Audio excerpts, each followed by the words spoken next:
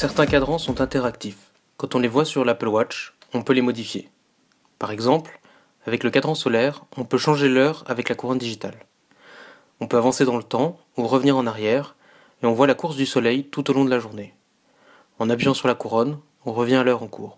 Avec le cadran astronomie, on peut aussi avancer ou reculer dans le temps. La représentation de la planète évolue en temps réel et de façon réaliste. En touchant l'écran ou en pressant la couronne digitale, on revient au présent. Ce même cadran permet aussi d'afficher le système solaire et on change alors de jour avec la couronne digitale. Les positions des différentes planètes sont là encore réalistes. Ce même cadran permet enfin d'afficher la Lune et on peut alors visualiser ses différentes phases lunaires.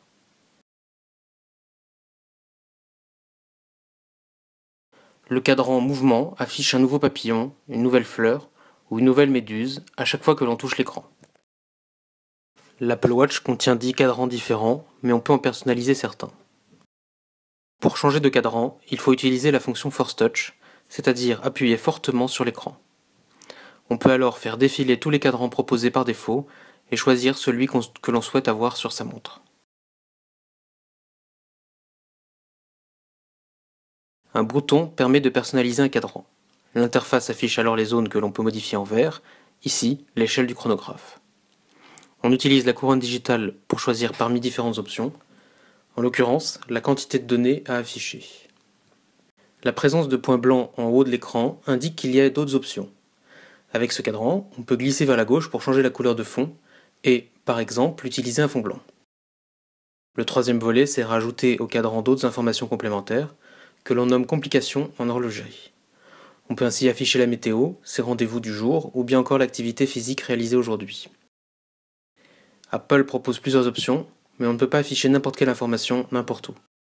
Certains cadrans proposent moins d'options de personnalisation que celui-ci. Quand on est satisfait du résultat, on confirme les modifications en pressant la couronne digitale. Les complications sont aussi des raccourcis vers les applications qui fournissent les informations affichées. En touchant les prévisions météo par exemple, on ouvre l'application météo. L'Apple Watch ne permet pas encore d'installer un cadran totalement différent. En revanche, on peut modifier les cadrans et mémoriser des configurations.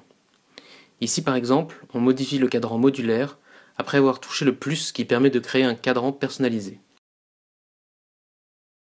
On va changer la couleur et choisir le bleu. On enregistre avec la couronne digitale et quand on revient à la liste de cadrans, on en a bien deux. Le cadran modulaire par défaut, affiché en blanc, et le nôtre en bleu.